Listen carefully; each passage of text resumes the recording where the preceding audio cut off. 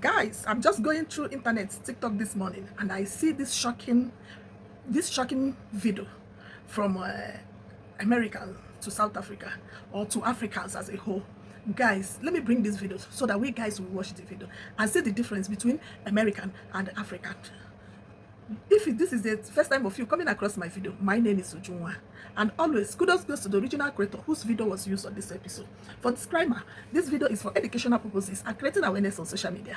Guys, let's watch the video, then come back with commentary. These are some of my culture shocks as a South African currently living in the United States. My name is Ashley Mvunguse and welcome to my series called Ashley's in America. Starting off strong with what shook me the most, in America, people don't wash their underwear immediately after bathing. And for me, I actually still have not adapted to that because with the way that we were raised in South Africa, we were raised that as a woman, it's clean to wash your underwear immediately after bathing and then you hang it, you let it air dry. But here, no, they throw it in the laundry basket and they'll wash it when they do their laundry. And that for me is not make sure. It's not. I'm not judging. I get it. It's just a difference of culture. But yeah, I'll stick to what I know. Another culture shock of mine is the regulations when it comes to alcohol. I feel like in South Africa, you could send a 13-year-old to go buy you a beer, which is actually not right. South Africans, in this case, we really need to do better because here in the United States, like, they are strict. You're not gonna enter a club if you're under 21. Let me see that ID. You're not going to buy a bottle in a bottle store without providing your ID. They are so strict on that, and I love that.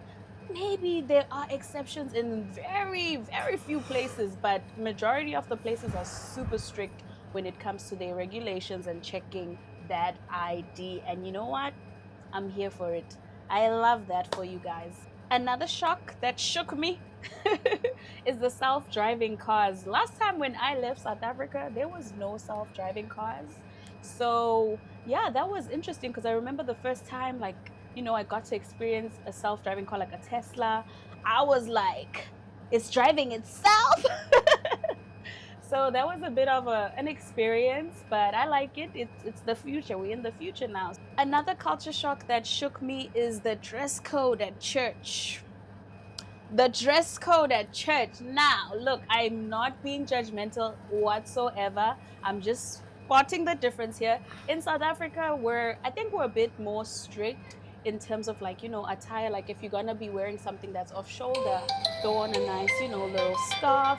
If your dress is just slightly above the knee, wear some stockings. But I've noticed here in America, Haibo, even the aunties, like maybe a woman in her 40s, 50s, she will wear like a dress that's a bit above the knee, no stocking. And I'm not judging, it's just that I was shook a little bit. I was moved. I was like, oh, okay, that's different. If you're in South Africa, the ushers and the hostesses, they'd be bringing you something to cover your legs. So yeah, you guys are a bit more, I think, liberal when it comes to that. My next culture shock is the bread. Yeah, I remember when I first moved here and my host family had like this bread that had been sitting in the cabinet for so long. And I was thinking, they think I'm going to eat that? They want me to eat expired bread? Because that bread was there for weeks. Matter of fact, I think it was pushing a month and the bread was still there. And then one day I'm like, let me smell this bread because I was thinking of throwing it away. I opened it, I smelled it, and the bread was still fresh. It was still fresh. But that's a shock to me because in South Africa, bread, especially let's say it's summer, 3 days, don't let your bread sit up maybe for like 3 days to a week or else it's gonna expire. But here the bread is not make sure. It's not make sure. Another thing that shook me is the way we write the date. Why do we write it? It feels very backwards. It feels very backwards because why do we start with the month and then the day and then the year? It feels a little bit shuffled because with the way that we do it in South Africa, it's either you start with the day, the month, and then the year, or the year, the month, and then the day. It just makes sense. Okay, you guys loved the cultural shock video so much, so I'm back with more. The first thing that I also experience in this country is that when you pay at restaurants, they take your card. So you put your card in the check or the bill thing, and they take it and you pay at the back without you there. Now in South Africa, you can't do that. They usually bring the little ATM thing. What's it called? They bring it to you, you put your card in, you put your PIN, and you pay. Versus here, they take your card, they go to the back, they swipe it, and they bring the receipt back to you. The second thing, which I still to this day, you would think I would understand it by now, and I'm going to try to explain it to you guys, is daylight saving. So when it's winter, you get an extra hour in the day, and when it's summer, they take an hour away. And so when there's a certain time in the year, there's a date, whenever, when it's 2 o'clock, let's say it's 2 o'clock in the middle of the night or early hours of the morning, it's 2 o'clock. Instead of it going to 3 o'clock, it goes back to 2 o'clock.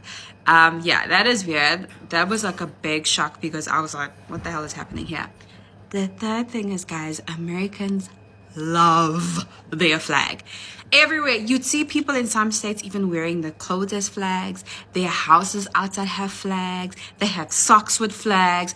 I was just like, they taught me how to love my country, because I was just like, man, if they're gonna do it, I'm gonna rock up with my South African stuff. I'm gonna make my own hoodies. But yeah, there's even stores where you can go buy South African merch. The next thing, I think I spoke about it for a bit here, is this after tax thing.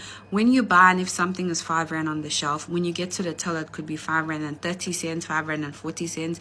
Here, instead of having the whole value added tax already added into their prices, you have to pay afterwards, and it can be annoying because you can come with 10 Rand, for example, and you think you're going to get something for 10 Rand, and then you get to the till and they're like, oh, we are short, so you have to fill up, or if you come with exact, it is your own thing, you can't buy it.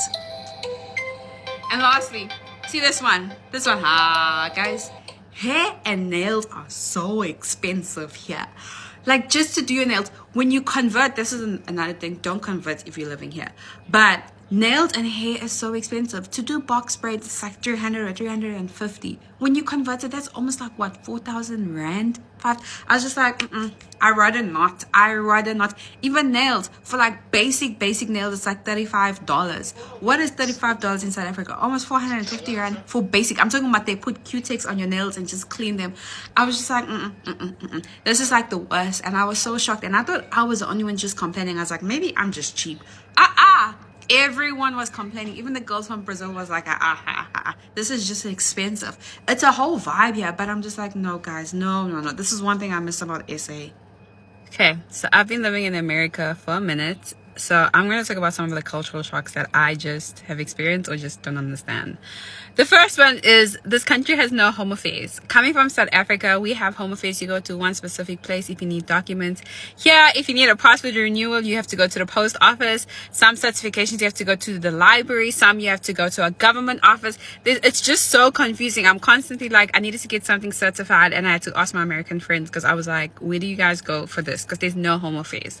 The second thing that I found is like a bit not confusing. I love it here, don't get me wrong, but in South Africa it could become a problem if I do this when I get back, is when the robot or the traffic light is red, you can still turn right if you're turning right. You just have to look and make sure it's clear to turn right. It's not illegal, it's actually legal, so you won't get a ticket. But I'm just so used to back home, when it's red, you stop, you wait until it's green again, but here you can go. The next thing is they don't have fences here. Like some places they will have, some houses will have some fences. It's the small white picket fences, but most of the time it's for dogs. It's not really common. I think I saw a fence in this country after 2 years when I went to Vegas. I was like, oh my gosh, some of the houses they had fences because it's closer to the road. And I'm talking about like height where like you can hide, a whole human can hide behind it.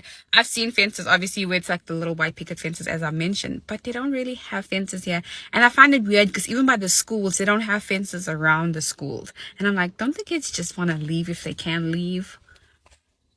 Okay, the fourth thing is the money all looks the same. So when I say the money, I'm talking about the paper money, the notes. All the notes are like green and white. They're $1.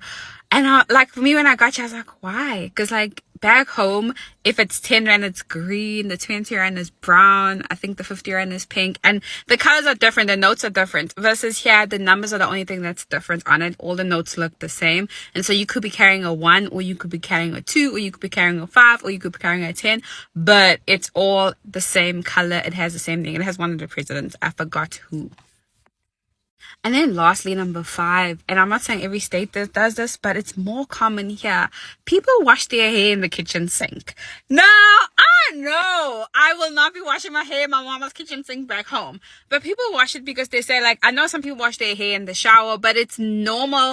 Or I don't want to say normal in every household. I've just seen majority of people wash their hair here. Even when I went to go wash my hair in the first year of being here, I went to this lady and she like has her salon in her house, this whole thing, and she dyes your hair. And she washed my hair in the sink. Now, I am all for the hustle, but y'all, there's a bathroom, there's a shower. Like, I was just like, I felt uncomfortable. And then she offered me water from the same sink. And I was like, no, thank you. Because why?